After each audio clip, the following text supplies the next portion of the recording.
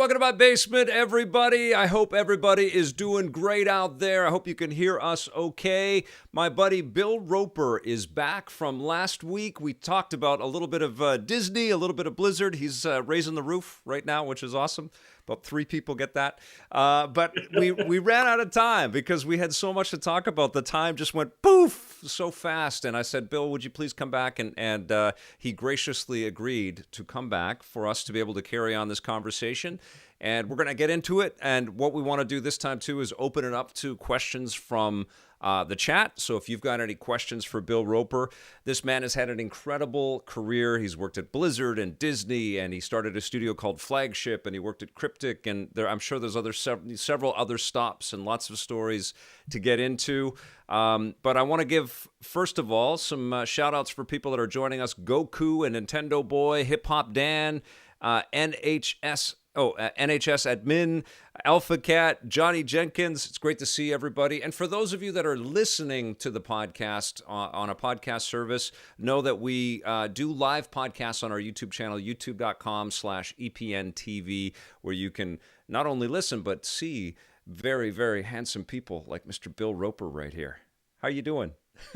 I'm good, man. I'm doing good. You know, we're just getting the first little flakes of snow happening here, so I'm hoping we get some actual white stuff falling on the ground. We'd love to go out and do snow angels in the front yard at 11 at night and wake up our neighbors. So our climate's exactly the same. We're in Vancouver, and my kid's just been waiting at the window like, "What? Come on!" Because we keep getting the snow warnings, and then nothing happens. Yeah, everyone was saying like, "Are you ready? That snow apocalypse is coming again." And we're like, "Okay, I hope." Great, we'd love to have a little snow. You know what that means, though, man? You're going to be stuck inside. Yeah, because everything's going to be different. Everything will be different. That's right. Okay, well, last week we got into a little bit of we talked, I think, quite a bit about the Blizzard days. Yeah. But one thing I want to get into with Blizzard is just how much it evolved and how much it changed, and then what precipitated your decision to leave. Like, what was the choice there? What happened? Yeah, I mean, one of the biggest things that we saw that changed just really is growth of the studio, right? I was there for 9 years, and we went from like under 20 people to I think over 600 by the time we left. Wow.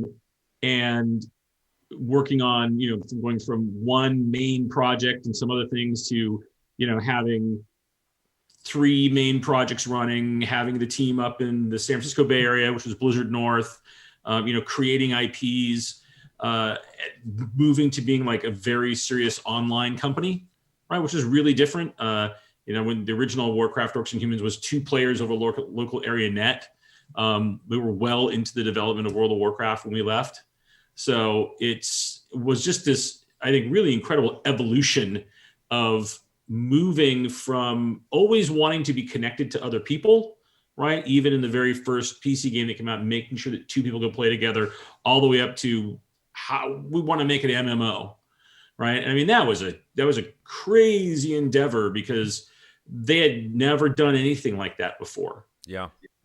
If you really look at even when the original Warcraft launched, I think it's easy to think back on it like, oh, it was this gigantic, massive, wonderfully shiny, foolproof thing. It's like, no, it wasn't, right? It was pretty big. It was very ambitious for when it came out. It was not a soft, easy, smooth launch by any stretch. Yeah. I think that's a big thing too, is that players somehow are always surprised when an online game launches and there's bumps in the road. Right. And it's like, even Blizzard, even as they get to still this stage on where they are in maturity as a company, 30 years this year, right? It's their 30th anniversary, still has stutters when they launch online stuff. Like, you can never prepare for how it's going to go until you actually have tens of thousands of people logging in from all over the world. No test you run with bots or, as many people as you can gather can prepare you for it. So I always give every company, on launch day, that slack where it's just like, oh yeah, you're going to run into a bunch of stuff you didn't know was going to happen. I think as a part of that evolution, right? And things got bigger. There became another thing that happened was new ownership, new parent company ownership of who Blizzard was a part of kept happening every 2 years. Like our kind of inside joke was, hey, every 2 years at E3, like there's always a new giant name over the booth area. Right. Whether that was Davidson and Associates, or then it was, Havas or CUC or and on, right? It was just constantly kind of resetting that top line relationship. And so when we got to 2003, I had moved to the Bay Area. I was working at Blizzard North, working on a project there. And we saw another change that had come up with that. And then there was rumors, and this is when Havas had already bought the company, and then CUC owned it. And there was a whole big, you can go do all the digging if you want online to find out this giant, incredible like fraud that happened at the corporate way above us. None of us had anything to do with it level that basically tanked the stock price. And they were talking about like, we need to sell off some companies, and video games are not our core competency, right? Of this CUC group, which was actually became Ascendant. There was Havas and Ascendant, CUC, and they merged, or HFS and CUC merged to be this company called Ascendant, right? And really the core competency of that group was subscription stuff and services, right? So like CUC was CompuCard, which was, if you ever remember back in the day, for those of us, they used to have people would come and sell you these books of coupons that you could use, like, oh, go to this restaurant and get this thing for this cheap, right? It was basically like these big subscription type things that they did. And that was CUC, which was CompuCard company. And then HFS owned things like Hertz and hotels. So the merger, that made total sense. Right? We have a bunch of things that people use and come to, and we're going to merge the company that sells people memberships. Yes. In using things, right? So that made sense, but Blizzard didn't make a lot of sense. But we're a part of it from some earlier Havas merger and into it. So anyway, then they get together. There's a giant scandal on how they got together. Ascendant at the time then gets filed up in this like largest fraud lawsuit ever. The Blizzard leadership was on a leadership retreat, right? And we were all in Alan Adham's room. We'd all met there. He was like, oh yeah, let me throw my jacket on and stuff. We're all gonna go get dinner. And the news comes up like on CNN. It's like it shows up and it says it's the Ascendant logo, and we're like, oh wow, Ascendant's in the news. And then fraud, the big fraud. No. What happened? Right. So like we're out of the country, and it's like 2001 or something. We're just like, yeah. So basically, any future I had in terms of my stock disappeared, all that kind of fun stuff. But that led to them wanting to sell off Blizzard, right? In some way, but we never knew what that was. And so I was at Blizzard North with Dave Brevik and Erica Max Schaefer, and we're up there trying to run a couple of studios working on, and think about this is like 2002, 2003, working on Diablo 3. Right. That's how early we were working on it. Wow. Think about when it actually came out. And then another unannounced project, right? We're trying to spin something else up because it was all about growth inside of the company too. And we literally would read that that Ascendant was thinking about selling off Blizzard or selling the IP or spinning it off into a new video games group, or like, and on and on and on, these rumors every week. Total shaky days. You didn't know what the hell total was shaky days. We don't know what's going to happen. Right. We don't have employment contracts. There's nothing that secures the employees or any of us in the case of any of these things happening. Yeah. So Dave and Eric and Max and myself basically wrote a letter to the head of Ascendant at that time, right, Jean-Marie Messier, and his board, and said, we would like to be involved. Like, we need to be involved in what's happening. Like, we're officers in Blizzard, right? And all we see is rumors, and it's killing our productivity, and our people don't know what to expect, and we can't offer them any guidance. So all we're asking you for is an email or a phone call, like, get us up to speed. And we just said, and if you can't do that, then we can't fulfill our fiduciary responsibility to properly run the studio. Right.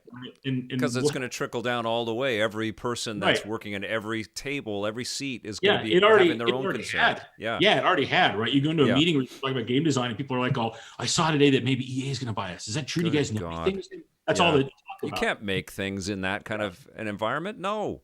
So we basically said, like, you've got to clue us in on what's happening, right? Or we're gonna walk, right? Because and you don't. I don't think any of us thought they would actually be like, oh, well, we'll let you guys walk out of the building for sake of a phone call or an email. Wow. But they did, right? And so I guess you're resigning. So we didn't, we hadn't told the studio we were going to do this. This is that, like, we're going to try to apply a little bit of pressure to get some information for our people. And that did not happen. So they invited us to no longer be a part of the company. So that's why we left. Not because we didn't believe in Blizzard and didn't love the team and the people there. And in fact, a bunch of Blizzard North people ended up leaving Blizzard to come join us at Flagship. Right. But that was the impetus, right? And we sent that email on a Thursday. By late Friday night or Saturday morning, Morheim had heard back and called and said, like, oh, so yeah, they're happy to see you guys go. Wow. We'll be up on Monday to figure out what that means, right? So I was out taking a weekend away. Like, the four of us were not even in the Bay Area, and so we all drive back. Yeah. We meet at Eric's house. We talk about, like, you reasonably thought that they would say, oh, well, this is not cool of us. Let's connect with these people and communicate better. Right. But like instead they went, eh. Yeah. I mean, Brevik was the president of Blizzard North, and Max and Eric and I were all VPs. And it's, if I'm running a company and 3 high-level executives email and say, we have a really big problem and all we want to do is talk to you on the phone or have an email. Yeah, I think I would do that, but that was just not on their radar, apparently. Bill, is this a endemic thing in games? I mean, we know that Activision itself was founded with that same kind of treatment. It was Atari people that just felt like they weren't getting the recognition or the respect that they earned and deserved as building up the Atari brand and name with good games. And so they went off and started Activision. And then we're seeing, like the Google, the Stadia games and entertainment group just losing, any employment there. We see lots of strife over at Amazon. Is this a thing where these outside entities have a stake in games, but they don't really understand the creativity? Is this a recurring thing that keeps happening? It sure seems to be. Yeah. I think, in some instances, right, it may be because the company pivots. Yeah. Right. And they're like, hey, we're doing a different thing now. Yep. Right. Or we went into this believing that, like I look at Google with Stadia, right? We're going to go into this. We believe we, have a platform where we have a platform for streaming games to get rid of boxes, right? Just play what you want, where you want, everywhere. And we're going to build out some internal studios as well to make games for Stadia. Like, we're going to eat our own dog food is the expression, right? And then they got to the point. Yeah, it was a terrible thing. I don't know why, but that's what it is. It's never like we're going to eat our own cake, right? Yeah. I guess because dog food's not as appetizing, maybe. Right. And you got to take the hits. You got to try it to make sure it's okay. Yeah, for sure. Okay. But with Stadia, I could see where they went into it with all good intentions, right? And they hired Jade Raymond, right? I mean, they brought in big hitters to do this stuff. Yep. And they probably got to a point where, like, wow, making video games is hard. It's not our core competency. It's really not our core business. Yeah. We'd be better off working with studios that is their core competency in business, and support them in a way to do that. But then that means, but they've already made a big investment, right? They've already built up studios. And so they're like, well, I guess we close these down, right? To a degree, Disney did the same thing. Like, they really were all about making Disney as meaningful a brand in games as it is in film and television and theme parks. Like, that was the intent. That was what we were doing when we were there. Yeah. And they got to a point where they're like, oh, you know what? This is not our core competency. right? And so Disney went to what they're really good at, which is licensing, finding great partners to work with that represent their brands and bring them to life. And right now it feels like they're more into games than ever through this Right. strategy, which Right. is exciting. But Which is fantastic. And they're not making them, right? So I think, and they're not taking that huge risk. Yeah. So I think a lot of times that's what you see happen. I do think there are other times where you get people that come in, they're not from the game space. Yeah. They get put in a position where they're making the calls and driving what's supposed to be happening with the game companies that are underneath them. And they're just like, I don't know what to do about it. I always talk about that as, and sometimes they're like really like voraciously want to get into gaming, right? Or they want to do this, or we're going to acquire this because we have this whole thing. And then to me, that's always the dog that catches a car finally. Yeah. The dog's like, well, what do I do with it now? I have it, but now what do I do? Yeah. They kind of just, they can't eat it or play with it or whatever it is, and they let it go. It's definitely, it's really tricky because I still think we're a young industry. Yeah. Well, I mean, about 30 years, 50 years, I don't know when we stopped being young, but we're not as... It's young. It's not as old as, film or television or books or music or any of the other kind of entertainment things. Well, let's talk about film here for a second in correlation. And of course, you work with lots of film properties and stuff, but it's the same thing in movies, but in a different way. You can't fall into it. You can't buy into it. You can spend a lot of money to get something made. But if you're not kind of figuring out the mechanics and the minutia and the relationships and the curation in film, and you're not going to be in it for the long haul. We see, major studios come up and go all the time. People that are like content creators, and it's I think a little bit different. It's more technologically focused in video games, and I think people think that you can sort of wrap your mind around tech, so you can buy tech and buy your way into games. But it's just as creative, and you need to employ lifers. You need to sort of work with people that are going to do it for the long game. That's why it was shocking to me with Google. It's like you brought in Phil Harrison. You brought in Jade Raymond. These are not people that nothing in this deal is going to surprise anybody. Right. They were going to be straight up with you about how long this was going to take and how much it was going to cost. How come we don't even get to see one game from the Stadia Games and Entertainment Group? That just seems insane to me.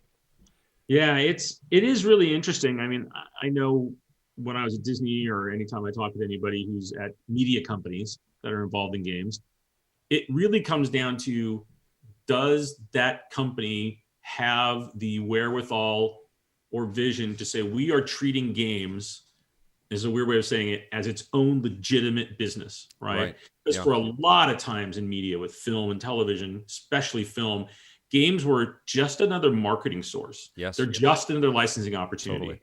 Yeah. Like, we're going to put our character on diapers and notepads in a video game, right? And I would argue video games are more complex to make than notepads or diapers. So some diapers are pretty magical technology-wise.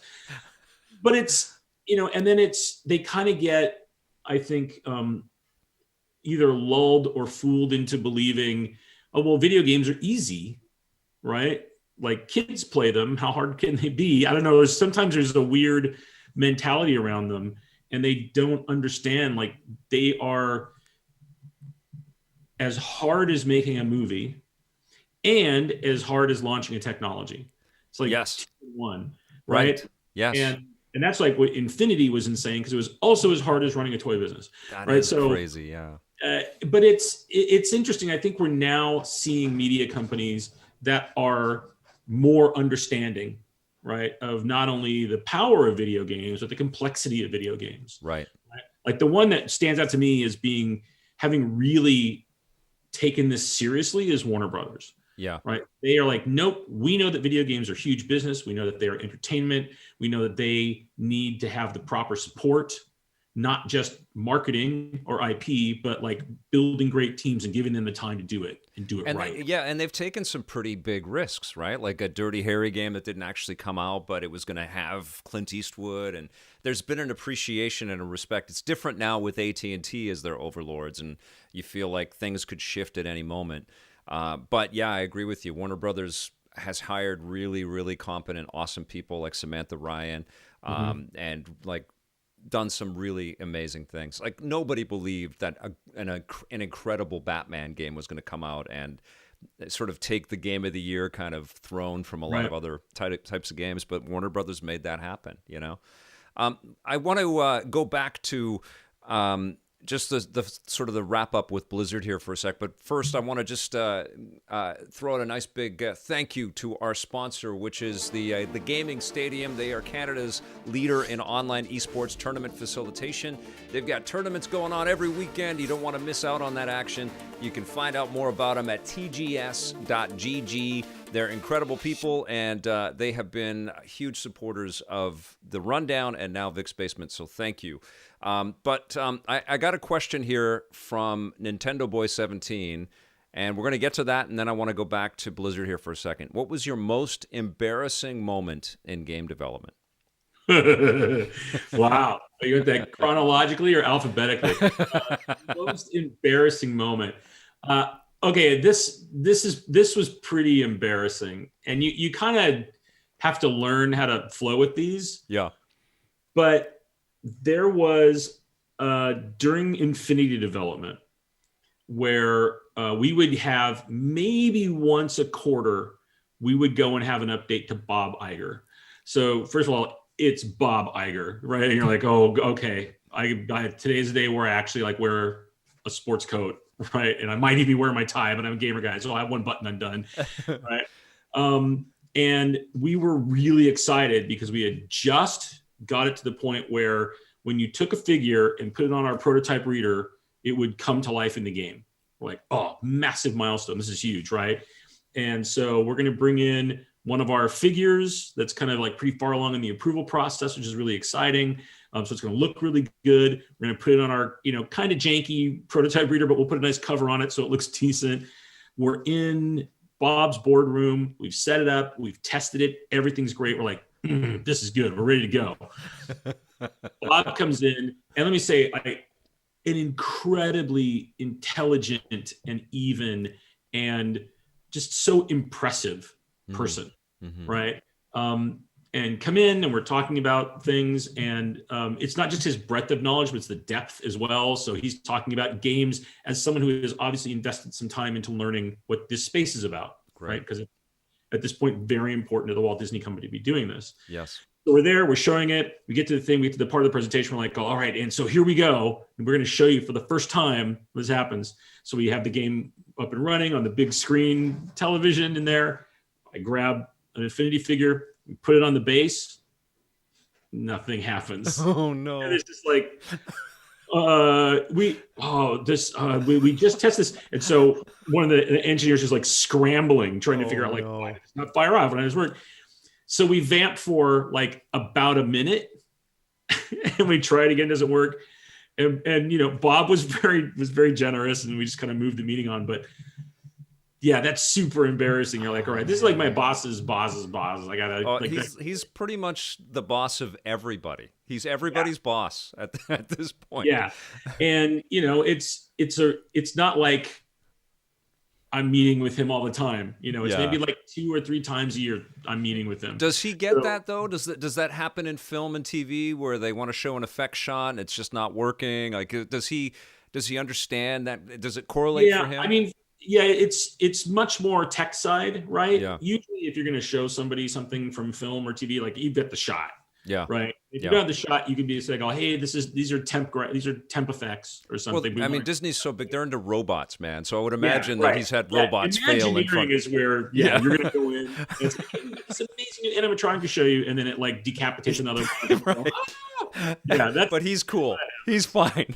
Yeah, I mean, that's the thing is he understands that stuff. Yeah. Right. He sees that, and Disney is both a very old and established company, and also technology innovators. Incredibly progressive in so many cool ways. Yes, agreed. Yeah. So they don't see that. I mean, and Bob connects the dots super well. Right. Like my favorite Bob Iger story about that. And Bob, if you're watching, I love you and thank you for letting me tell this next story, even though I'm not going to tell it. Yeah. Disney started an accelerator program where companies could apply and come in, and then they got access to Disney IP and to some Disney technology and creative leaders and could work on products, right?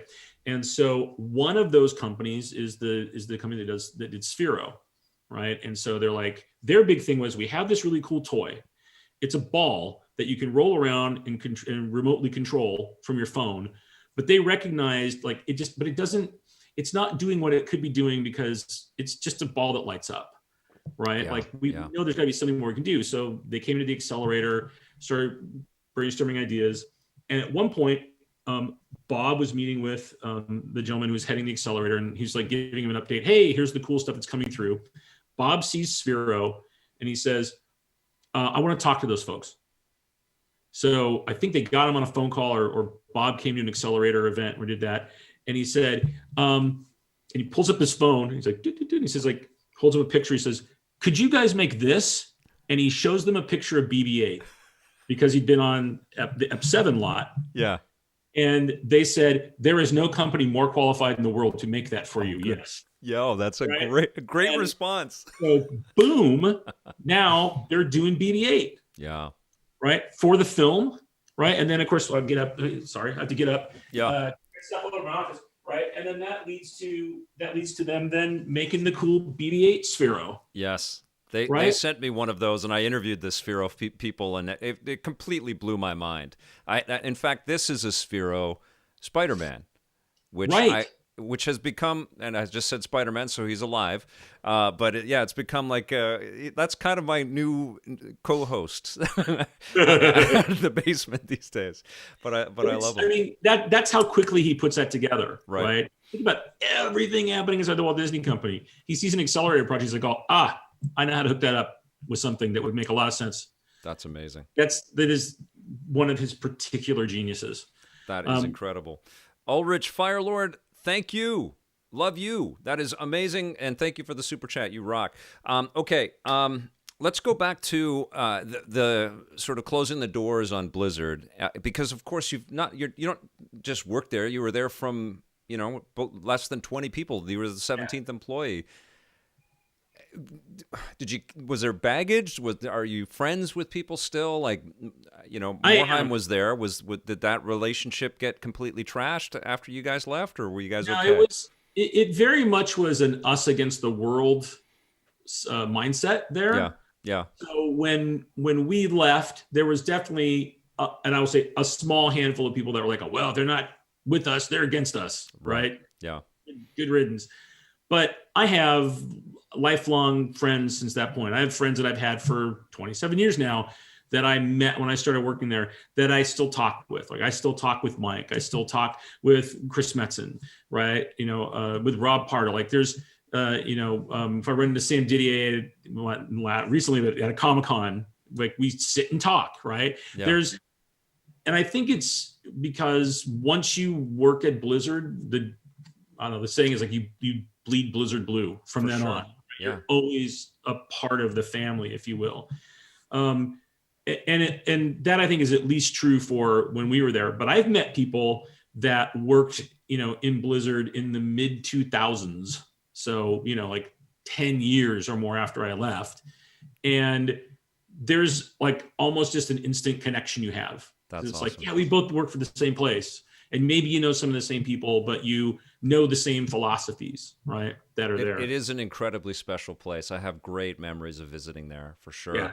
And I don't. Rob's not there anymore, right? And Chris isn't there, and Mike isn't there. Yeah. Are there people there that were like the 13th employee and stuff? Like I'm pretty sure like Sam Didier is still there, right? Yeah. Sam is the art director. Sam was there well before I was. They're Wild. going to have to like take his desiccated corpse out from behind his desk, I'm sure. There's, I think like Bob Fitch is still there, who's one of the first early engineers, awesome. Right? Awesome.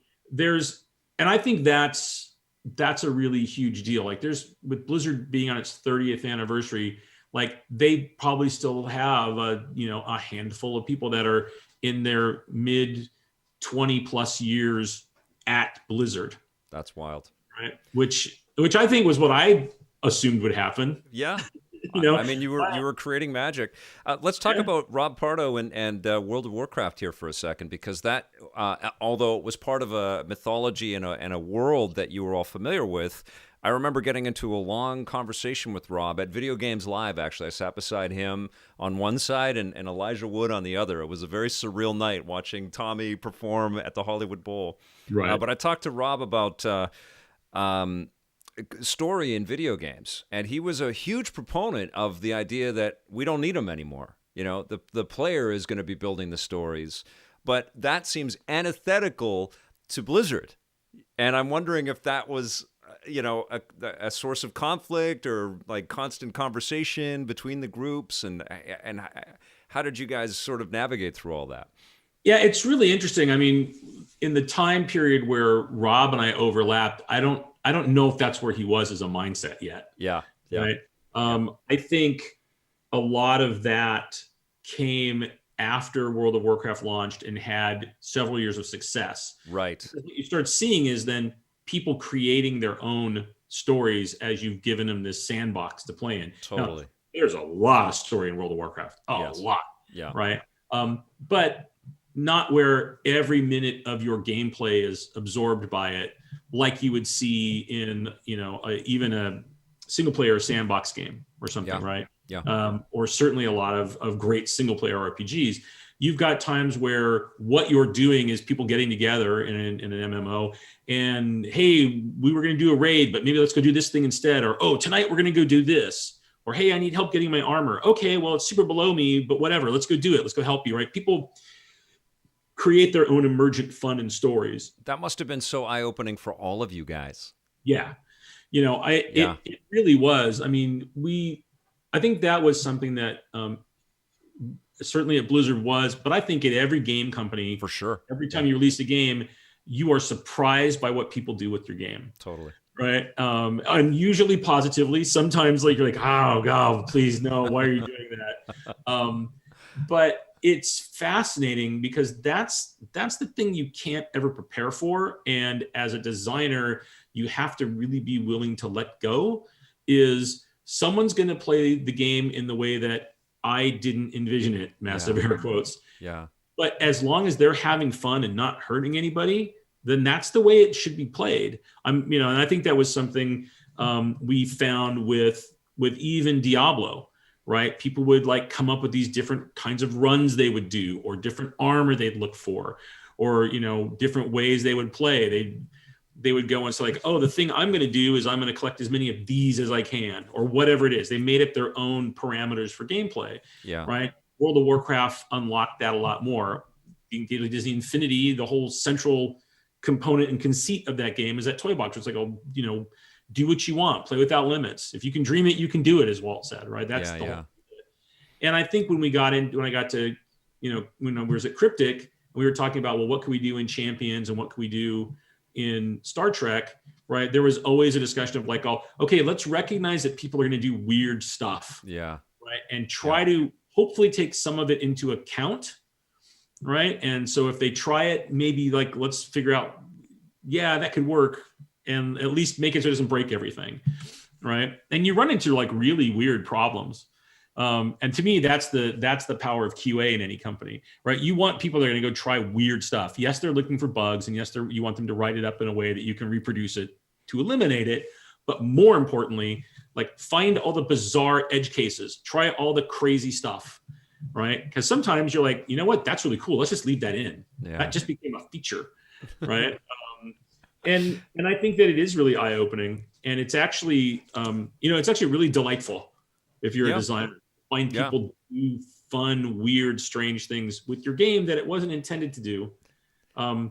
I think a great example of that is what Gary Whitta did by doing Animal Talking. Totally. Right? Yeah. He's here's Animal Crossing game. You know what? I could stream on Twitch and just use this as a setting and have people come in, and it's I just spun a whole new thing out of that game. That was happening already in things like World of Warcraft and stuff, though, wasn't it? It strikes me because the conversation right now is all about the metaverse. Dean Takahashi and GamesBeat is going to be all about the metaverse, right? People are working actively on it. And here we have these MMOs, Ultima Online, World of Warcraft, Champions. Like you guys were punching above your weight with technology that couldn't really sort of hit the imagination that you had for these things, but you were crafting the metaverse. You were letting people live in these worlds, man. And I think the big difference we're seeing now is stuff like Raph Koster's doing, or any of these like big metaverse types projects. Yeah, trying to create systems that allow people very broadly to like do the thing you want in the world. Yeah. Right. So it's not about, if you play this, yes, like in World of Warcraft, you are limited and like you're picking a character class, right? Which is going to kind of drive what you do around the gameplay mechanics. There's an era that you have to fit in. Right. And as opposed to like a true metaverse somebody's going to build. It's just like, well, here's a massive sandbox. Do you have an interest in something? Oh, well, we've provided you tools to go do that thing. Right? See, this is where, like, circling back to Google, it just doesn't make sense that they just drop that, because who's going to provide the back end for the metaverse if it's not a company like Google or Amazon or like they need that infrastructure in order to get us to a point like that. Yeah, and I think what'll end up happening is that a company like a Google or Amazon will provide that back end. Yeah. Right. They will be that. They've, in Google's case, have made the decision they're not going to be the ones that actually build it. Yeah. Right. But they will, I'm sure, find someone who is and say, great, we believe in your vision. You do that. We're going to give you all the firepower we can on our side, which is building the infrastructure. Right. But you're going to be the experts at like what that actually means as a game or an experience or whatever it is. Yes. And that's the thing too. I think you mentioned a great thing about technology, right? I mean, you look at how long ago companies were trying to do VR and the stutter steps we've had with VR. Yeah. Now the technology has come far along where you've got good VR products that are out. The challenge is the consumer base. There's just not enough people that in many cases have physical space to set up a VR environment. Totally. Yes. Right. Yeah. To do that. But then I look at location-based entertainment and how they've incorporated VR, and it's incredibly cool. I don't know if you've ever had a chance to do the Star Wars experience. No, I want to so bad. Yeah, it's remarkably cool.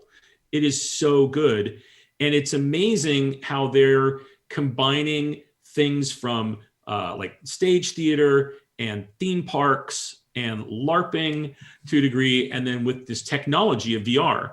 And it's crazy, like how they can do things in a physical environment to fool you when you have the VR gear on. We've all watched the videos of like, here's somebody at home playing a VR thing and it's a scary, they duck and they're screaming and they're swinging stuff around and knocking lamps over or whatever in their house. Falling over. Falling over. You go and do it in one of those settings.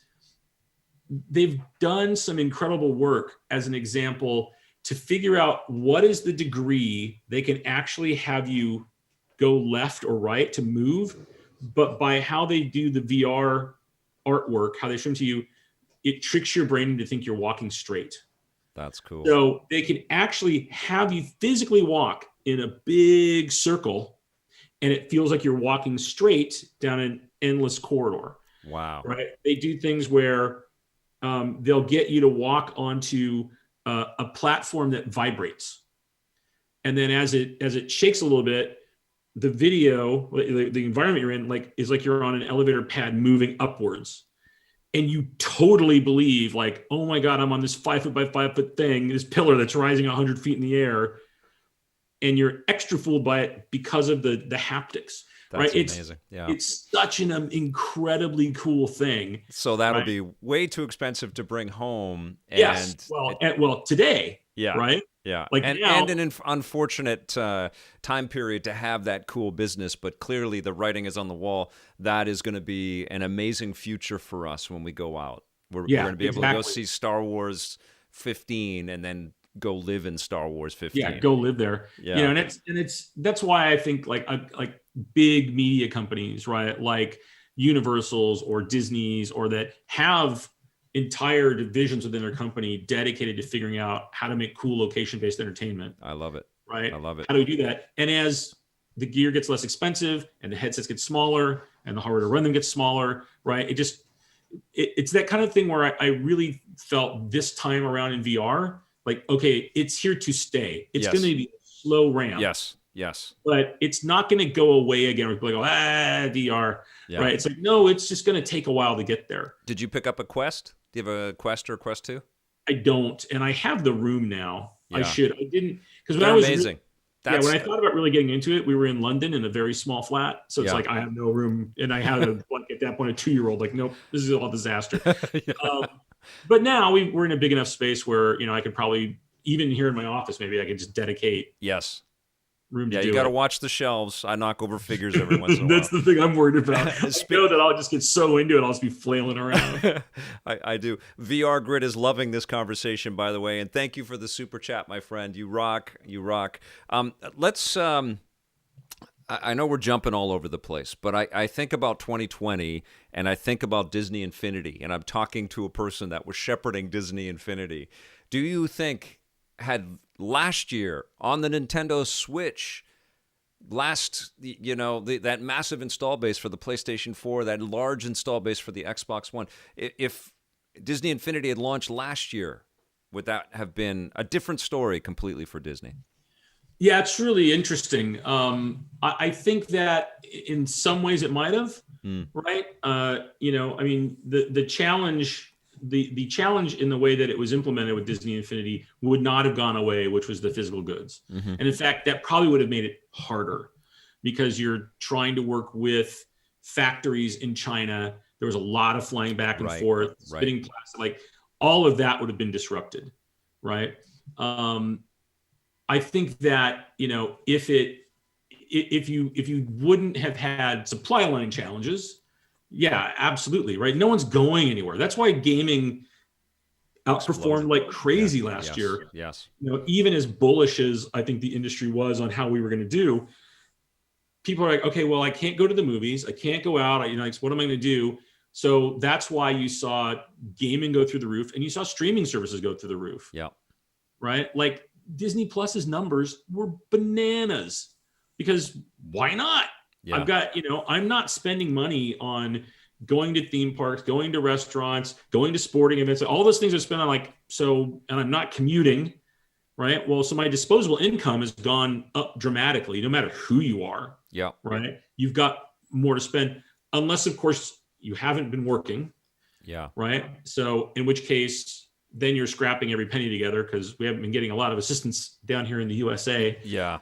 In terms of being able to keep people in their homes and whatnot.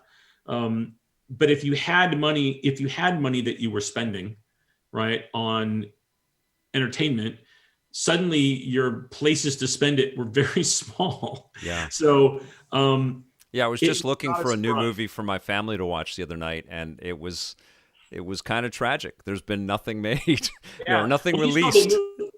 You saw they moved the Oscars, right? I just found out last night. It's not until April. Yeah. And they're letting films that come out through the end of February be competing for it. And I have to only assume that's because of COVID. Yeah. Look, there's nothing in theaters. Now some things are starting to go back in theaters, or they're releasing them on streaming services, but they're still new films. Yeah. So, let's bolster the amount of movies that are available for that. Yeah. But right now, the two big things I'm watching on streaming services, other than WandaVision, because WandaVision. Oh, yes. Is my wife and I are watching Boston Legal because I never saw it. And oh my God, what a great series that was. Cool. In 2000s. And I'm watching Eureka. Oh, because I never watched that. It's like I'm just going back 10, 20, 30 years to find really cool content I just never saw. Yeah, I never watched the Spider-Man animated show in the 90s, and it's amazing. It's really terrific. That Disney Plus is kind of a goldmine for all of that stuff. Yeah, there's so much. Yeah, there's so much stuff there, and I think that's why now you're seeing Paramount Plus got tons of advertising to the Super Bowl, and HBO Max is kind of like everybody's now either reinvigorating or jumping into the streaming because it's like, you know what? It's still going to be months and months and months and months before we're back to anything close to how it was in the US, right? With Disney Infinity, you had a game that worked, and you released it digitally on iOS. And I remember downloading. It's like, wow, this is pretty impressive. Was there ever a conversation about finding a way to just package it all and remarket it or license it out to somebody else to deal with that, or was it just? Yeah, I think by the time when they were making the decision to basically shut down doing games internally, right? Yeah. There was some discussion about, hey, maybe we could find somebody to license this or find another company to take it on, right? But none of that really panned out, Yeah. right? I mean, there's great products and IPs in their vault, right? And this is what happens when you have almost like an embarrassment of riches, Right. right? Yeah, I guess that's across all media too, right? So this is just Right. another piece in that vault. Yeah, and you would and Amazing. like you can even look at things like oh, what can we bring to Disney Infinity, right? And like one that both John Vignacchi and I kept going like, oh, we got to get Darkwing Duck because we both loved Darkwing Duck, right? Yeah. But it's this. But here's literally tens of thousands of characters. You're like, I want that one. Yeah. And they're like, like, is that really the one that you want to bring in when you only can make so many of the physical goods characters at a time, and yeah, it's the kind of thing where some of the things that in that configuration made it great were also huge restrictions. Yeah. Right. But that's the kind of thing that if you had the ability, like there's a lot of games like you could go back and say, if we did that this way, now that's that would true. be really cool. Yeah. Yes, but I know it was a blast, and it was always really exciting to get the work we'd done in front of the people whose characters or franchises those were. Just to on those occasions when their eyes lit up. Oh, they're like, amazing. Oh my gosh, I had no idea this is what you guys were going to actually do. That was so rewarding. I love the design. Disney kind of lifted the idea, I think, for their Disney Store toy box line. They look so much like posable Disney Infinity characters. I'm okay with it, though, because that initial art was just so amazing, and those figures are so cool. It's definitely inspired by. I first saw that when I think we were on our baby moon. We were somewhere, and we went into it, and there was a Disney store, right? Or it might have been on a Disney cruise we went on, and I saw him and I got angry because I was like, these don't look as good, right? Like they're movable and they're definitely inspired by it, but like they should have just articulated the designs right. Like they're close, right? And I think that's just one of those being so close to it. Yeah. Right. It's like, it's amazing though, because you also have Disney in your blood too. It feels like that never has left you either. Yeah. And maybe that's just kind of who I am as a person. Like I can look back at, pretty much anywhere I've been. And I still have a real affinity for that. Like, I still love all the stuff we did at Cryptic. Yeah. Right. We tried some crazy things there and some of them worked and some of them didn't. And I still have people I know that are there that I still talk to. Right. And I don't know, it's like, why not? Right. Yeah. I always try to approach any place I work being really open-minded. I have the reasonable person principle I operate by. Yeah. Right. I can really disagree with someone's designs or the way that they want to approach something, but if they're a reasonable person, I can work with them. That's fine. Yeah. I always really think like you have to have a best friend at work, someone that you really click with and jive with to go, and then you can connect and you can bounce ideas off each other. And I feel really fortunate that at every, company I've worked at, I've had, at least one or two people where it's like, no matter where we are in 20 years, like we're still going to be talking on the phone. That's wicked. Still zooming with each other and stuff. That's what people. Yeah. I don't think they always get that about creativity. Is just how much it's about the friendships and being a decent person. And I saw that as an actor. I saw that the older actors that kept working and working. I think were pretty good people to work with, and that's why they kept getting cast and kept getting hired and hired. And I think it catches up to you in a creative field if you're not a decent person, or if you carry too much, I don't know, angst or anxiety or anger into that sort of creative gestation, it's going to catch up to you. Yeah, I mean, there's one of the things I did at Disney is I created this like digital coffee table book. Yep. That was all about creativity for the division, and like one of the sections in there is all about checking your ego at the door. It's like great ideas come from anywhere. Totally. Right, and you have to know when to dump an idea, no matter where it came from, or how to onboard an idea, no matter where it came from. Yeah. And it's about making the product, and it's about the team, not about me or you or how that works. Yes.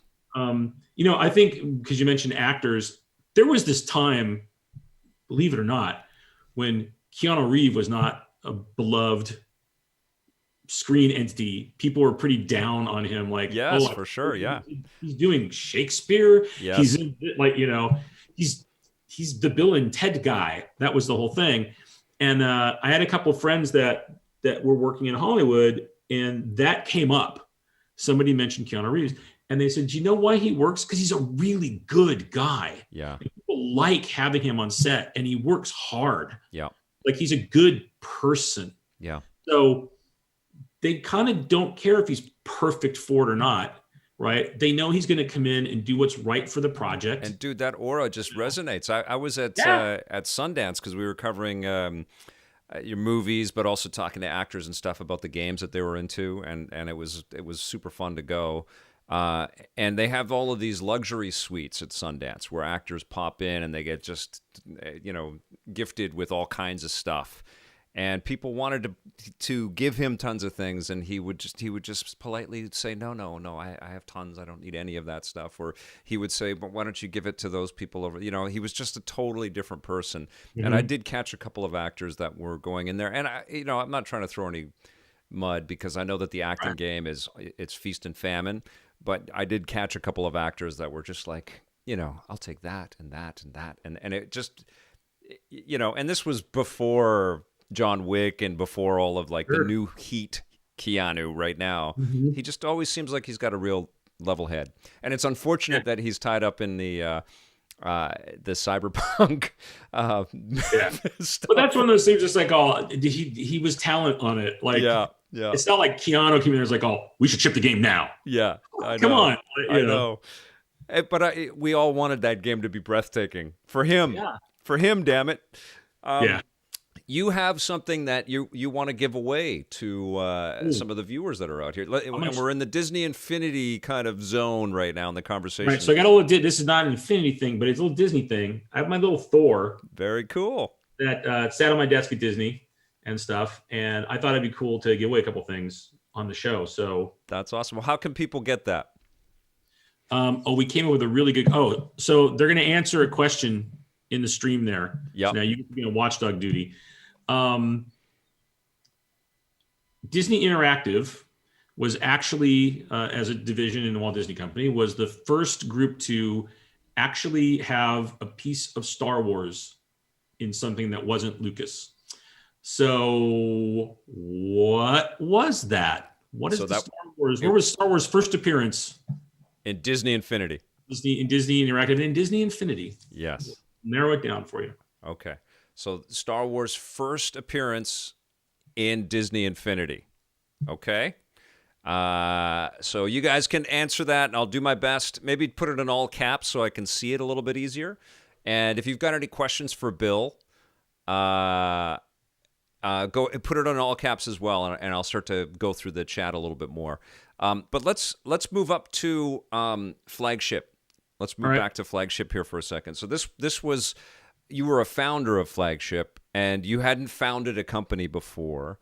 Yeah. But what came first? Was it the company, and then you came up with the game, or did Hellgate start coming out of the conversations with the people that you founded the company, and then that sort of created the business? Yeah, when we left Blizzard North, we had a big meeting on Monday, packed up our offices. on Tuesday, we were at Dave Brevik's house saying like, well, we all really like working together. That's cool. We don't want to not be making video games. We should make a game. Let's start a company, make a game. So it wasn't premeditated. It was definitely coming out of the events that occurred. Yeah, that was a Tuesday decision. Yeah, that was the Tuesday decision. So we sat around Dave's house and brainstormed for a couple of days and came up with basically, the core foundational idea for what became Hellgate London. Let's do something that's in a alternate near future that is an ARPG, but let's mix it up in a couple different ways. And those predominantly early decisions were, let's not have it be isometric. Let's have it be, third person over the shoulder, or maybe zoom into first person. We'll play with that camera angle, but like much closer to the character. Yep. The setting very different. But then let's also, add some different gameplay mechanics into it, which was, aspirationally some kind of like FPS light type thing. Yeah.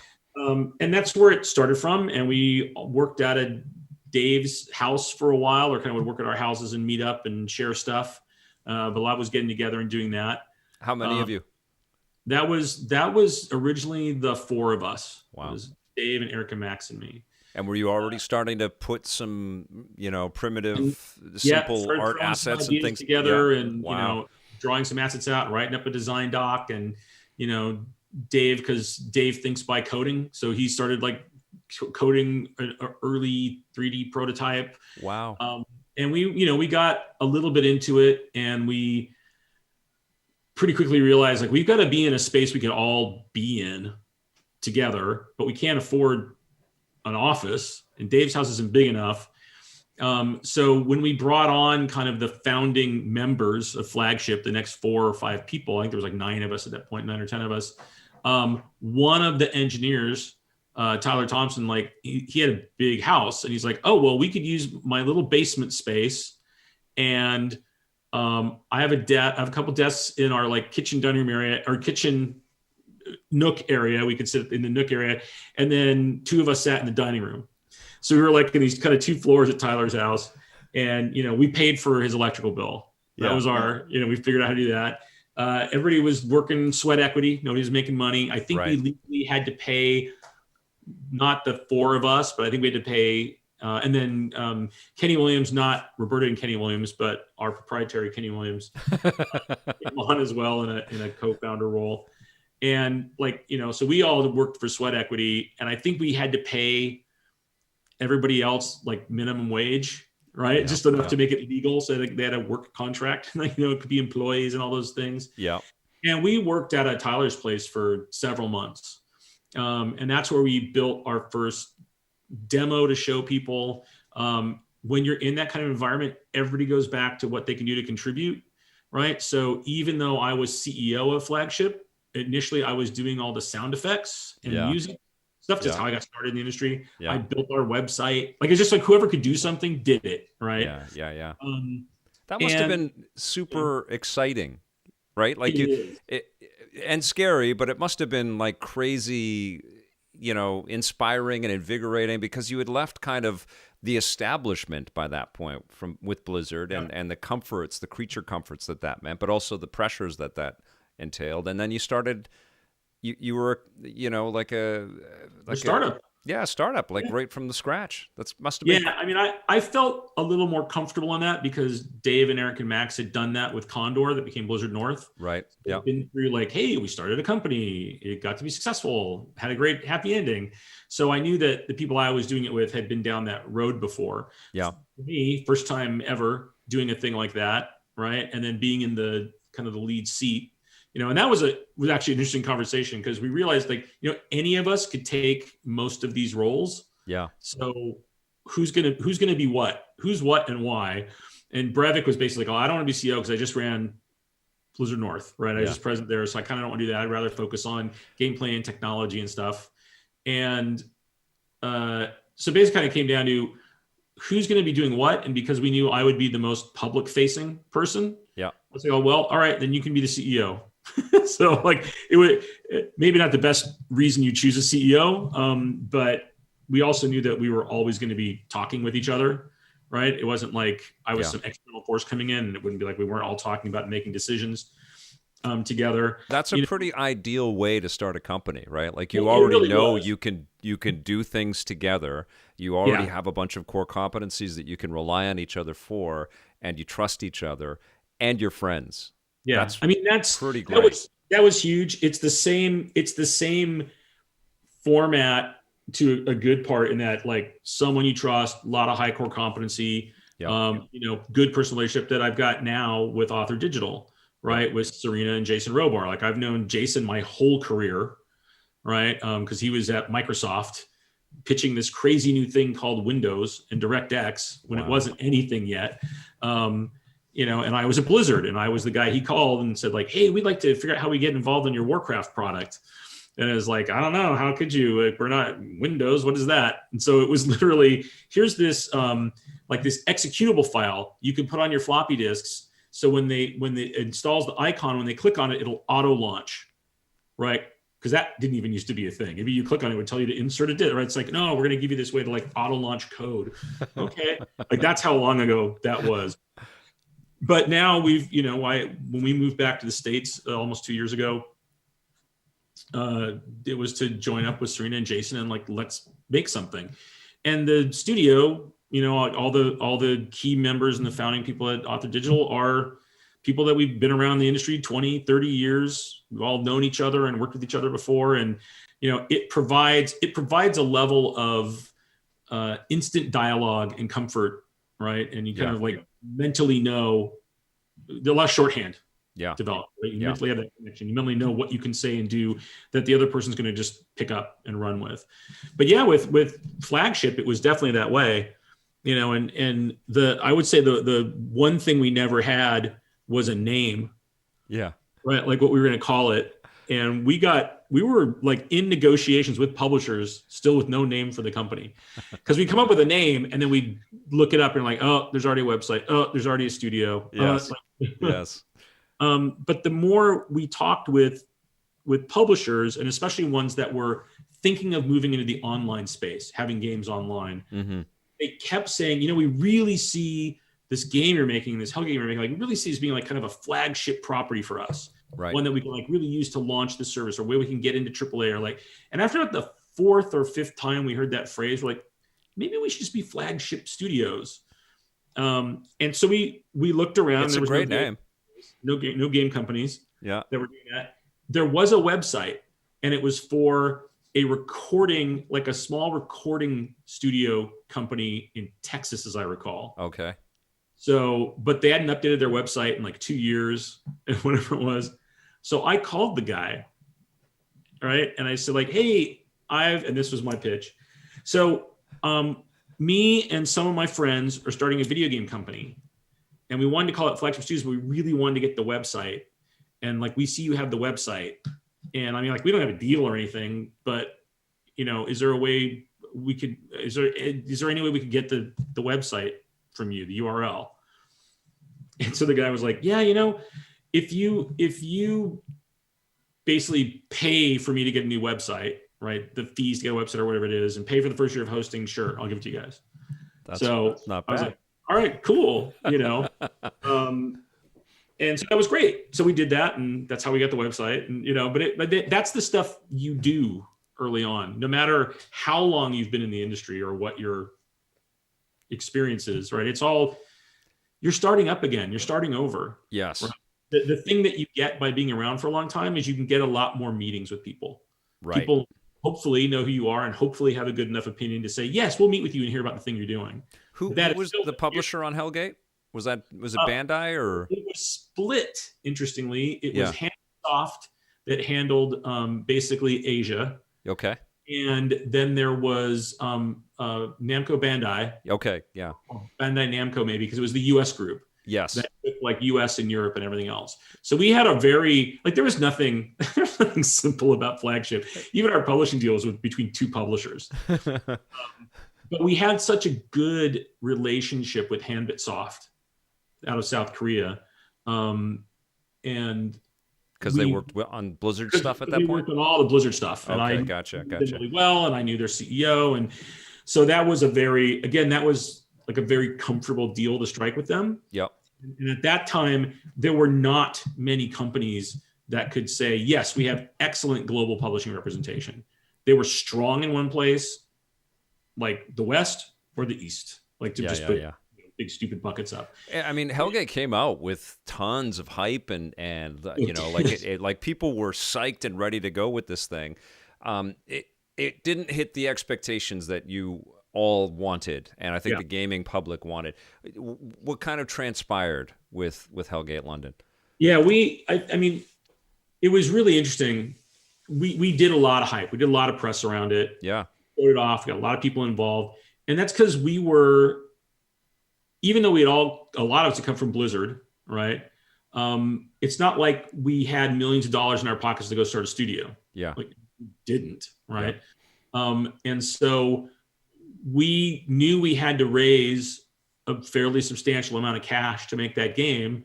So the way we were going to do that was like getting people really excited about it. Yeah. Right. So when you go talk with the publisher, they're like, oh, wow, yeah, I've read a lot about this. I've heard a lot about it. Right.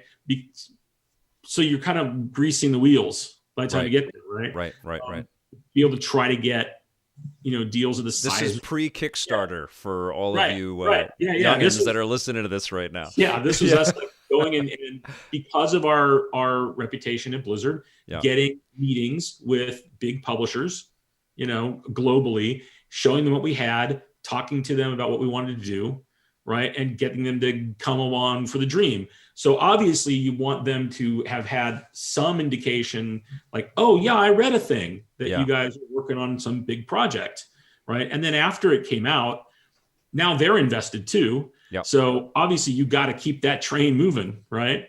I think the hard part is, and anybody who's done game development will say, when you're building it, you have your ideal of what the game's going to be, what features are going to be in, how they're going to work, and it always changes over time. There's always something that you change or you drop or you add or whatever it is, right? You don't write the design spec and then spend 5 years on it or 3 years or whatever it is and say, oh, haha, it was exactly the same. I think we had so much attention, right? And the pedigree of the studio was high enough, meaning that people knew who we were, that if there was anything we had ever talked about, even if I had couched it as, here's a thing where it might be like, that becomes like canon. Yes. No, that is going to be in. And then when it's not there. It's called the Molyneux syndrome, I think is what that's called. Yeah. And I think that was the hardest part was, when the game came out, we knew it needed more time. We didn't have any money. Yeah.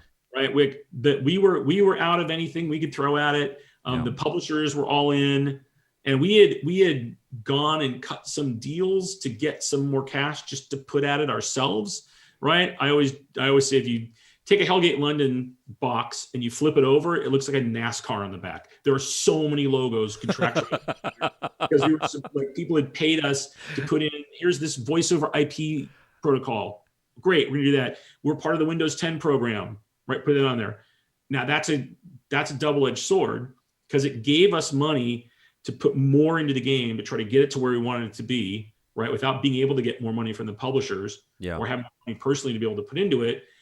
But then all of those things come with an obligation. Yeah. So when we're going through the cert process, when we're going through, getting ready to ship the thing, we're in 17 languages. There's a voice over IP protocol. It's on a Windows platform that's just launching. Like, there's so many things that can go wrong.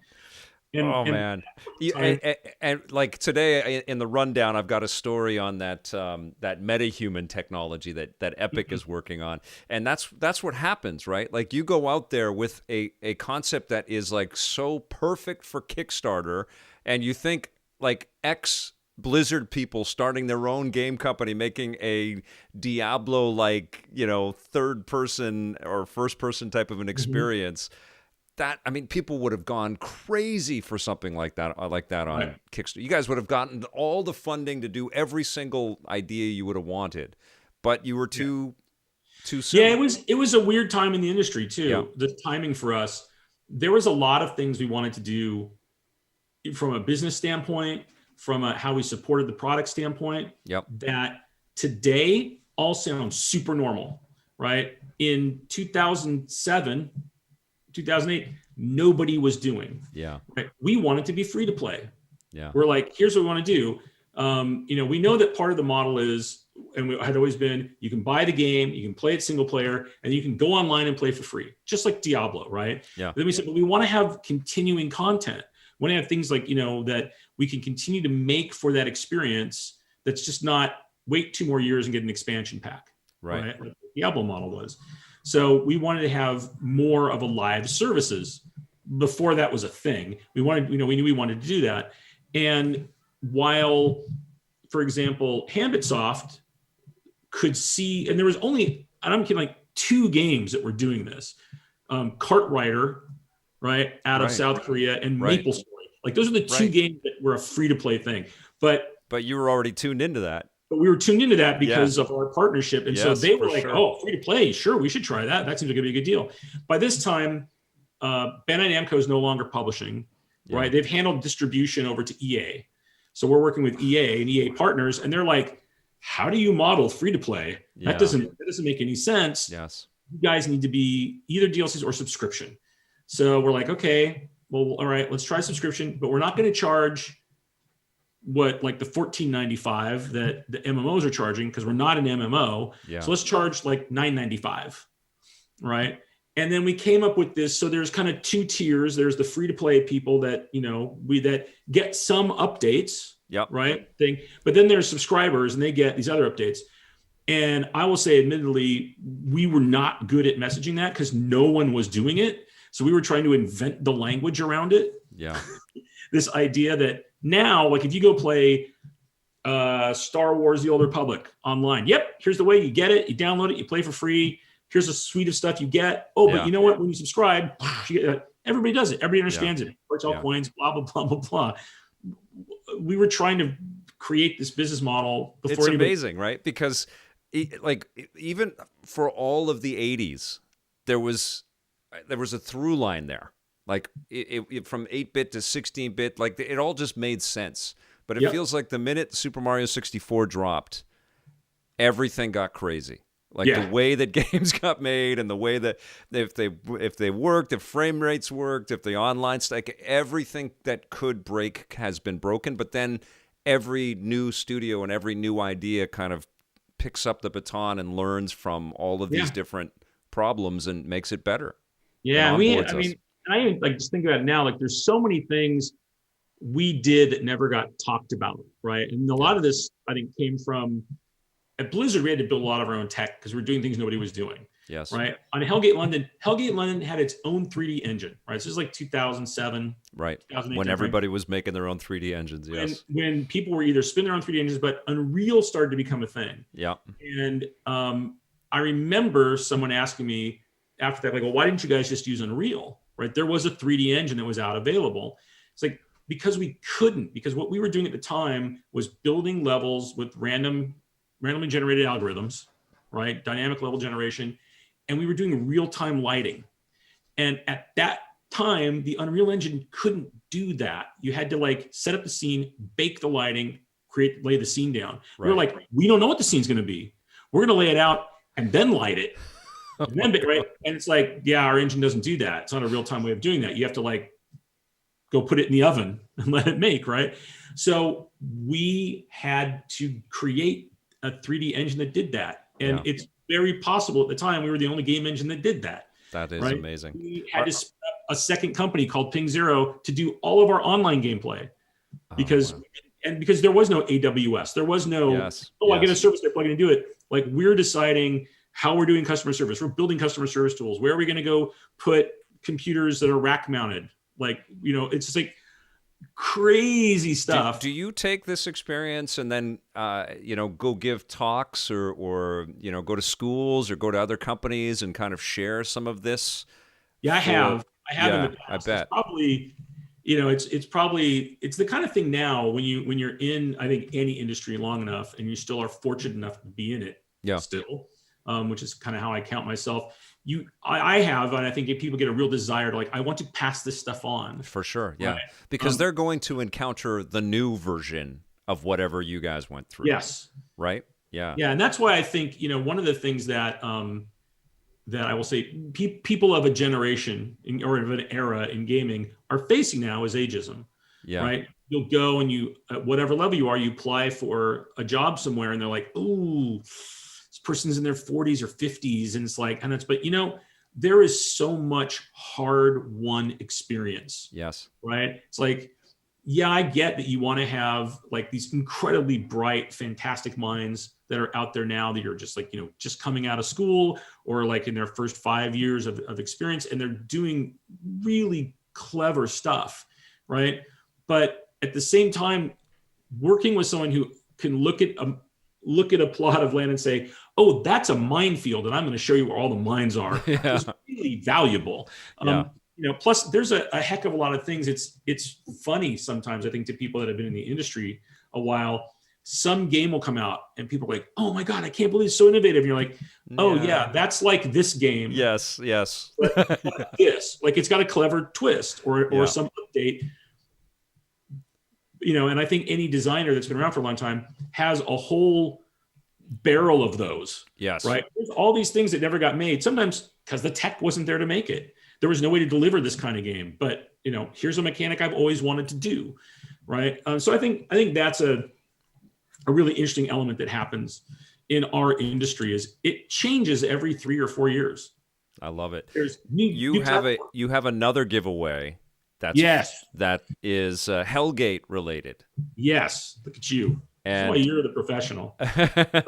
And I think I remember the question that we had come up. Do you remember what it was?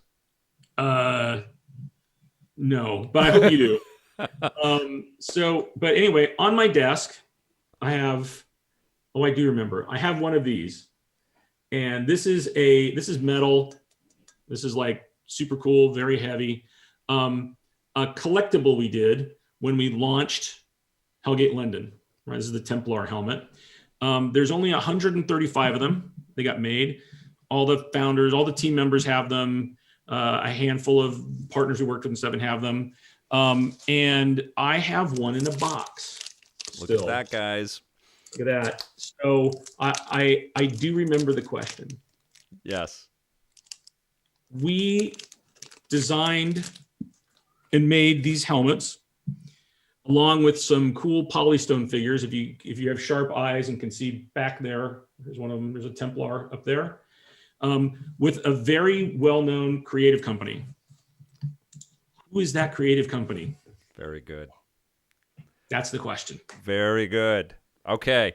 So you can reply in the chat, but I think what we should also do, because people are going to watch the archive of this or maybe listen to this, but if I get it in the chat, then we're going to try to get that to you. But the way that whatever is going to get to you is going to be through you following Bill, because they're coming from Bill. And so you have to follow Bill on Twitter. It's Bill Roper. It's right up there on the screen. Bill Roper, at Bill Roper. So follow Bill. We got a winner. Awesome. Yeah, it's Pathetic Earthling. Follow me as well, though, because yes, not just because that'd be cool and I'd like it, but I really focused this year on doing a lot more content creation. Awesome. Online, doing stuff like this.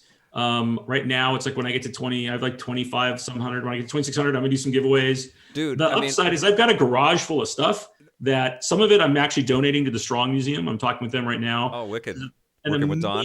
Games industry museum in New York. Yes. But not everything.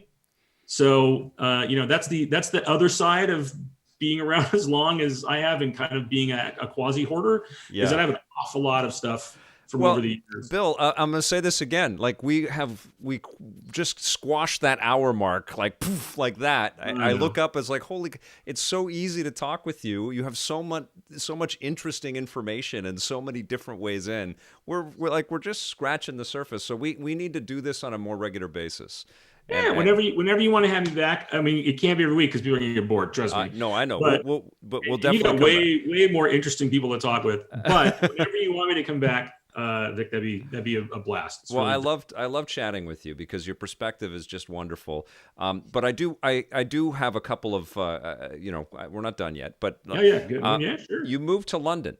And you had made a game called Hellgate London, and were you like a huge part of the lore building? I mean, that is part of your background. Did you kind of craft the story for Hellgate? And is London Was it an obsession, a fascination for you? Like, what happened there? Yeah, I've always really loved England and London. And when we were talking about where to set a game in the near future, I was like, oh, we should let's do London. I think in the back of my mind, it was an excuse to go there again. Yeah. And we had been going early on in my gaming career. There used to be a show called ECTS, European Consumer Trade Show, and that was in London. So every year I went to London, right? And I really started to kind of fall in love with the city. It's one of the best in the world. It's so wonderful there. Yeah, it's amazing. Yeah.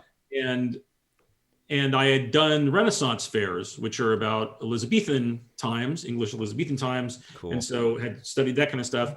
And when we got to, so setting something in London was really cool. There's a lot of heritage there to draw on. There's a lot of really iconic buildings in London, at the time, and just really thought that would be a cool setting for a game when I was doing the world building for that. But then when, after leaving Disney, because I stopped doing video games, so I moved on, and looking at opportunities, both my wife and I had always wanted to do the expat experience. Yeah. And so when a chance to go to London to live and work at a company came up, we're like, this is like, we may not get this chance again. Let's go do it. Right. This is really fascinating.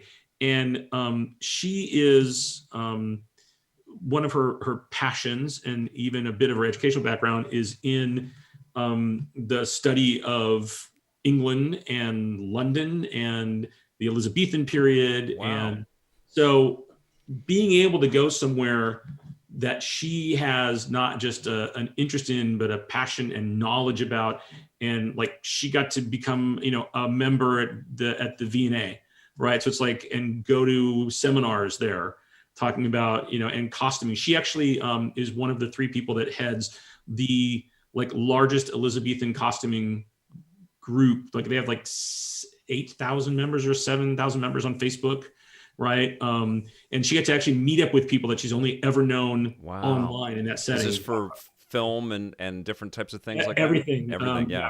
Like recreation events, film, television, preservation, right? There's everybody. Incredible. Yeah, it's like everybody in that time frame of clothing and costuming stuff is in this group. And she's one of the people that, moderates it and founded it. And so that was fantastic. And she was, so there was more than just, hey, here's an interesting job, right? It's like, this is a place we want to live and see what it's like. And it was, we were there for about 20 months. And it was amazing. There's so many things we didn't do, right? And even going there and saying let's be resident tourists. But then it's then you start actually doing stuff and building a life over there. And when we moved over there, our son, I think I wasn't even quite 2 yet. Right. So we're like, oh, hey, you're becoming a true toddler. You want to go to the park every day and everything. And it starts to become more difficult just to pack up and say, let's go to the Cotswolds. Yeah. Or let's go to, You're too young for the Sherlock Holmes Museum today. Yes. Yeah, exactly. But it was great. I mean, childcare in the UK and London is amazing. Yeah.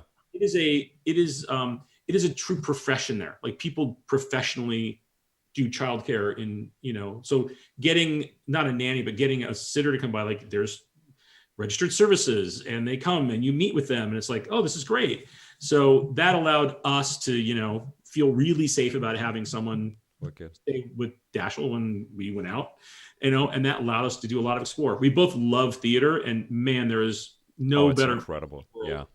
For theater, and just seeing ridiculously talented people, in plays was great. And even up until we left, I think 3 days before we left, we're we got to see one more thing. Yeah, it's really the meeting point. That's one of the places that I really recognize, all roads. The saying is Rome, and I think it was Rome, but I think London as well, right? You could just see the cultural influences of all of these different territories are scattered throughout the city, and it's just incredible. That's so cool. Do people still play Hellgate London? Do you still hear from people that are finding it and playing it? They do, and in fact, I'm going to give a shout out to Hellgate 2038, Yeah. which is a team, a distributed team of game development guys and gals that really loved Hellgate and loved it so much, they basically engineered their own server system. And you can go play Hellgate London online. You have to have it yourself. You have to have your own disc, right, or find a way to get it. But then, like, they basically recreated the whole online service for Hellgate London. And it's Hellgate 2038 because that was the year that 2038 was the year that the game takes place in. Interestingly enough, and I went back and read some of the original lore I wrote, and because of when it was like, I want like a near future. Let's see, what would be a cool like near for there to be like a dystopian event where like demons pierce through the veil, like 2020. That's what happened. And I'm like, is that when it happened? Is that seriously? Yeah, seriously. Oh my God. Read the was lore. it a pandemic? Yeah, it's in 2020, and the demons pierce the veil between their realities and ours, and they float through. And that's when, like, humanity starts scattering, and they go into the underground, and like all that part takes out. And then the game takes place like 18 years after the invasion. Yeah. Right. I'm adding profit to your name tag, prolific game maker and profit. So yeah, in our world, like 2020 was when like basically it all hit the fan, and that's what happened. I felt really guilty for a minute. I'm like, did I? No, I couldn't have had some. No, that just was a coincidence. It must be. What's the you've made 1 million games and you've been playing games forever. What's the last game that just knocked you on your butt, that just completely shocked you with its inventiveness and its artistry? I'm going to say the last thing that I played where I was like, oh, wow, this is like so smart and so well done, and like everything belongs to each other, was Hades. Very cool. Like it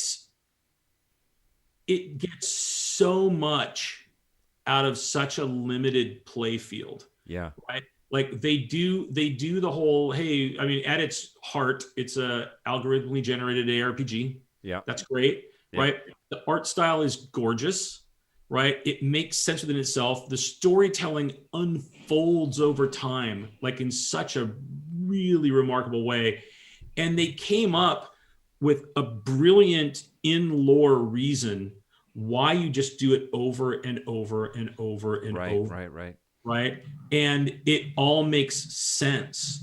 And that whole element of which this studio, I think, is like really, really nailed, is you play through a game and we know you're going to fail, but then you bring something forward with you the next time you go through. Right. And like that is so particularly clever to do that. And Hades came out and I had no expectations, but I knew the studio. I'm like, oh, this is gonna be great. And I started playing and I could not stop. I'm like, oh my God, this is so great. And it's even to the point where like, oh, you know what? I know I'm gonna fail, but I'm gonna try to get that last thing that's gonna let me bring something cool forward. So that next time we go, like, that's the thing. I think the biggest trick to any game that bakes in failure, which they kind of do, right, is to have it that when it happens, my reaction wasn't to get angry and throw my mouse and bang my keyboard and kick something over. It was like, oh, if I'd have just done this. Like it gave me enough to think, if I did this instead, like I would have got farther, I would have won. Yeah. Right. And I'm immediately incentivized to do it again. Right. Yes, so as a designer, I was like, I'm in love with this game. As a player, I was like, I'm in love with this game. That's awesome. As someone who just like really loves the way that video games can represent artwork, I fell in love with the game. Like, there's nothing I don't like about it. Oh, that's amazing. I had Greg Casalvin on the podcast not too long ago. You must know Greg? Yeah, I've met Greg once from the GameSpot days. Yes, yeah. Yes. It's just so good. It's complete. It's like a complete package, which is, hard to find. You can find games like, wow, this looks really beautiful, but it's super grindy. Or, the mechanics are great with this, but oh man, it's really sluggish or whatever. Or it's a little bloated or whatever. Yes. Right. Or whatever. It's like, like everything there is, it's like, it's not fatty. Like every meat on the bones in that game is perfect, right? It's like lean and delicious as That's a game. awesome. Now I'm getting hungry, obviously. It is getting close to dinner time. Yeah, Yep. Blair, we didn't get a winner for Thor, but Blair Farrell he's a writer about superhero video games. He's a great guy. I know he's the guy that's going to appreciate Thor the All right. most. I'll give the answer There you too, go. right? Yeah. So we get it. So the very first piece of Star Wars that was in any game, actually, and I'm 99.9% sure in anything in the Walt Disney Company outside of Lucas. We did this like boom. As soon as we acquired Lucas, I was on the phone, right? And I called Gio Corsi, who was heading up the Lucas game stuff up there. Love Gio. And I'm like, Gio, I gotta have something. I gotta have something in Infinity. Like, we're gonna be out pretty soon. I gotta have something. And so he was great. We brainstormed together, and he said, you know what? I'm pretty sure, because it's a lore item in Star Wars that doesn't get a lot of use, which means I can probably like get it through approvals pretty quickly. Cool. Is Yoda's lightsaber. So in Disney Infinity, we were like, he's like, but it's, for me to picture, like, it's got to be super special. I said, okay, here's what it could be. Once you collect all the figures, if I own every figure in Infinity, in the first wave, in 1.0, right? And then they all show up in your Hall of Heroes, like this fountain in the center is going to have this effect that comes up, and then and it's in a fountain too. That's perfect. Right. Yeah. So that's what we did, right? And Gio got it through, and we banged it up really fast. And so awesome. You got a little Jedi, like a little like rebel backpack you wore, and then you pulled your lightsaber out, and you got Yoda's lightsaber. That is so cool, man. That gave me chills, that story. That's awesome. And then we pulled that into 2.0. So the big unlock you got for all the characters in 2.0 is you got Luke's speeder. That's wild. And then, of course, Star Wars in 3.0. We got to bring the whole thing in. So that just incredible. Listen, we have a lot more to talk about, including stuff that you're probably working on right now that you can't talk about. So we definitely will talk about it when I can. Yeah. Okay. Absolutely. Well, I'm going to reach out, or you reach out to me anytime. You're welcome in this basement anytime, my friend. I know everybody that's listening and watching has loved this conversation, as have I. Blair Farrell, you got to follow Bill and get in contact with him. Maybe you send him a copy of your book, and he'll send you heck yeah. Heck yeah. That's going to do it for the show today. But you're an amazing guest and a great friend, and thank you so much for being here, my friend. Oh, my pleasure. It's fun to talk and think about this stuff, and hopefully everyone has enjoyed. Yes. I think they have. I want to give another thank you to our sponsor at the Gaming Stadium. Make sure you follow them on Twitter and say that you heard about them or that you appreciate that they are supporting EPN, because they rock. Thank you all for watching and listening. We will see you very soon with a new rundown. And David Jaffe has agreed to be my guest on the podcast next week. So it's going to be another live show. So hopefully you'll come back for that one. Thanks, everybody. Thank you, Bill Roper. You are the best. We will see you soon. And until then, play forever.